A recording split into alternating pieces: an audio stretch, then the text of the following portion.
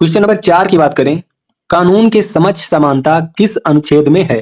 ठीक है, यानी कानून के समक्ष जो समानता है वो किस अनुच्छेद में है? तो आपको अच्छे से पता होना चाहिए, वो अनुच्छेद 14 है। ठीक है, यानी आर्टिकल 14 में ये चीज कही गई है। ठीक है, अब आर्टिकल 14 में क्या लिखा हुआ है साथी? तो बहुत अच्छे से ये आर्टिकल 14 भी याद करते हैं। इसमें बताया गया है विधि के समक्ष समानता। ठीक है, विधि के समक्ष समानता, इस चीज को याद रखना। तो साथी ये क्वेश्चन पूछा गया है कि जो विधि के समक्ष समानता है ये कहां से लिया गया है? ठीक है, तो आप क्या बताएंगे? ये ब्रिटेन से लिया गया है। कहां से? ब्रिटेन से लिया गया है। तो साथी ये चीज याद रखना कि ये कहां से लिया गया है?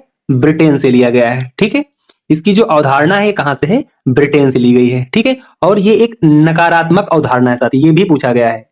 जो विधि के समक्ष समानता है जिसे ब्रिटेन से लिया गया है, ठीक है, ये एक साथी नकारात्मक क्या है? अवधारणा है। ठीक है, नकारात्मक अवधारणा है साथी, इस चीज को याद रखना। ठीक है, अवधारणा है, ये नकारात्मक अवधारणा है, इस चीज को याद रखना बहुत अच्छे से। यहीं पे साथी एक और अवधारणा है, उसे क्या कहते हैं? विधि के समक्ष संरक्षण। क्या कहते हैं? विधि के समक्ष संरक्षण, समक्ष संरक्षण। ये कहां से लिया गया है साथी? कमेंट करके आप बताएं।